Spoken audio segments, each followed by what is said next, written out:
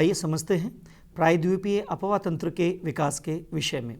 3 प्रमुख भूगर्भीय घटनाओं ने प्रायद्वीपीय भारत के अपवा तंत्र को जन्म दिया। नंबर 1, आरंभिक टर्शियरी काल के दौरान प्रायद्वीप के पश्चिमी पार्श्व का धंसाव हुआ, जिसके कारण मूल समर के दोनों ओर नदी की सामान्यतः सममित योजना में गड़बड़ी हो गई। दूसरा कारण है हिमालय में होने वाले प्रोत्थान के कारण प्रायद्वीपीय खंड के उत्तरी भाग का अवतलन हुआ और परिणाम स्वरूप भ्रंश घाटियों का निर्माण हुआ। नर्मदा और तापी इन्हीं भ्रंश घाटियों में बह रही है। और तीसरा कारण है इसी काल में अर्थात टर्शियरी काल में प्रायद्वीप खंड उत्तर पश्चिम दिशा से दक्षिण पूर्व दिशा में झुक गया। परिणाम स्वरूप इसका अपवाह बंगाल की खाड़ी की ओर उन्मुख हो गया। आइए अब चर्चा करते हैं प्रायद्वीपीय अपवा तंत्र की प्रमुख नदियों का। सर्वप्रथम महानदी। महानदी छत्तीसगढ़ के रायपुर जिले में सिहवा के निकट निकलती है और ओडिशा से बहती हुई अपना जल बंगाल की खाड़ी में गिराती है। इसकी कुल लंबाई 851 किलोमीटर है। दूसरी नदी है गोदावरी। गोदावरी दक्षिण भारत की सबसे लंबी नदी है। इसे दक्षिण गंगा के नाम से भी जाना जाता है।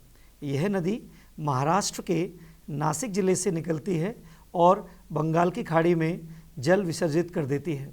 इस नदी की कुल लंबाई 1465 किलोमीटर है। तीसरी नदी है कृष्णा। कृष्णा नदी पूर्व दिशा में बहने वाली दूसरी बड़ी प्रायद्वीपीय नदी है।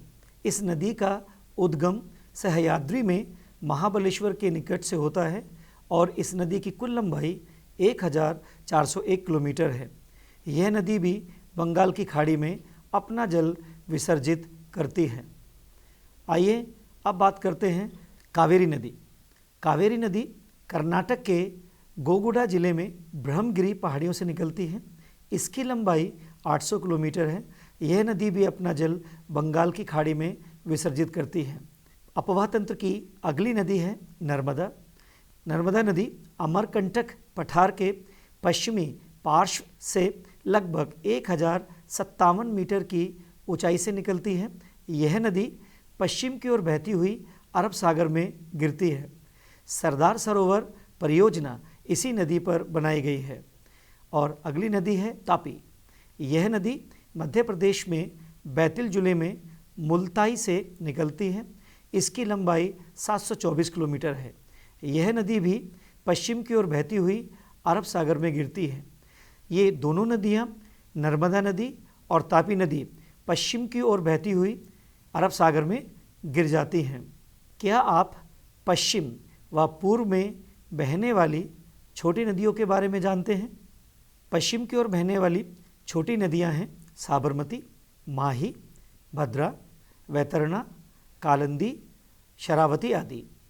जबकि पूर्व की ओर बहने वाली छोटी नदियां हैं स्वर्णरेखा, वैतरणी, ब्राह्मणी, वामसाधारा, वैगई, पिन्नार और पालार। आइए इस अध्याय के एक और महत्वपूर्ण बिंदु को हम समझते हैं। नदी बहाव प्रवृत्ति। एक नदी के चैनल में वर्ष पर्यंत जल प्रवाह के प्रारूप को नदी बहाव प्रवृत्ति कहा जाता है। नदी में बहने वाली जल की मात्रा पूरे वर्ष एक समान नहीं रहती है, क्योंकि ऋतुओं के अनुसार इसके जल की मात्रा में परिवर्तन आता रहता है। उदाहरण के लिए वर्षा ऋतु में नदियों के जल में वृद्धि हो जाती है। उत्तर भारत की हिमालय से निकलने वाली नदियाँ 12 मासी हैं, क्योंकि ये अपना जल बर्फ पिघलने तथा वर्षा होने से प्राप्त कर लेती हैं। जबकि दक्षिण भारत की नदियाँ हिमनदों से नहीं निकलती, जिससे इनकी बहाव प्रवृत्ति में उतार चढ़ाव देखा जा सकता है। इन नदियों का बहाव वर्षा ऋतु में काफ़ी बढ़ जाता है, जबकि वर्षा ऋतु के बाद इन नदियों के बहाव में कमी आ जाती है। नदी जल उपयोग की सीमा। हम जानते हैं कि हमारे देश की नदियाँ प्रत्येक वर्ष जल की विशाल मात्रा का वहन करती हैं, लेकिन समय व स्थान की दृष्टि से इसका वितरण समान नहीं है। वर्षा ऋतु में अधिकांश जल बाढ़ में व्यर्थ हो जाता है। जब देश के एक भाग में बाढ़ आती है तो दूसरा क्षेत्र सूखाग्रस्त होता है। क्या इस समस्या को नदी द्रोणियों को आपस में जोड़ने से समाप्त या कम किया जा सकता है? ब्रिटिश राज से ही नदियों के जल को आपस में जोड़ने के सुझाव दिए जा रहे हैं। स्वतंत्रता के बाद सन 1970 के दशक में तत्कालीन सरकार ने नदियों को जोड़ने की परियोजना की बात कही। इस परियोजना को सफल बनाने के लिए एक टास्क फोर्स का भी गठन किया गया, जिसने नदी जोड़ परियोजना की सफलता के लिए कई महत्वपूर्ण सुझाव भी दिए। इसी परियोजना के तहत टास्क फोर्स ने केन बेतवा एवं पार्वती काली सिंध चंबल परियोजनाओं को चिन्हित किया। सन 1982 में इस नदी जोड़ परियोजना के सभी पहलुओं का विस्तृत अध्ययन करने के लिए भारत सरकार ने जल संसाधन मंत्रालय के अधीन स्वायत्त निकाय के रूप में राष्ट्रीय जल विकास अभिकरण अर्थात NWDA की स्थापना की। इसके बाद 2005 में संप्रग सरकार ने, संप्रग का अर्थ है संयुक्त प्रगतिशील गठबंधन अर्थात UPA, इस सरकार ने केन बेतवा लिंक पर रिपोर्ट का कार्य शुरू किया।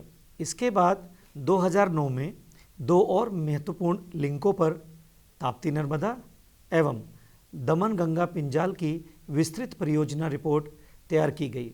सन 2012 में भारत के सर्वोच्च न्यायालय ने नदियों को जोड़ने की अनुमति दे दी, परंतु इस परियोजना के सम्मुख कुछ चुनौतियां भी हैं। इस परियोजना से उन क्षेत्रों को निश्चित ही लाभ होता है जहां जल की कमी है, परंतु विस्थापितों की पुनर्स्थापना, बड़े पैमाने पर भूमि अधिग्रहण की आवश्यकता एवं पर्यावरण को नुकसान की आशंका के कारण इन परियोजनाओं को लागू करने में सरकार को लोगों के विरोध का सामना करना पड़ता है। आइए हम नदी जल उपयोग से संबंधित समस्याओं की भी चर्चा करते हैं। नदी जल उपयोग से संबंधित जो प्रमुख समस्याएं हैं वे हैं, नंबर 1, पर्याप्त मात्रा में जल का उपलब्ध ना होना, नदी जल में गाद हो जाना, विभिन्न ऋतुओं में जल का असमान प्रवाह, राज्यों के बीच जल विवाद हो जाना, मध्य धारा की ओर बस्तियों के विस्तार के कारण नदी वाहिकाओं का सिकुड़ना और अंत में नदी जल प्रदूषण। नदियों को प्रदूषित करने में मुख्यतः मानव ही जिम्मेदार है। हम उद्योगों से निकलने वाले पदार्थों को, घर से निकलने वाले कूड़ा करकट को, मृत शरीर और मूर्तियों को नदी में बहा देते हैं। परिणाम स्वरूप नदी का जल निरंतर प्रदूषित हो रहा है।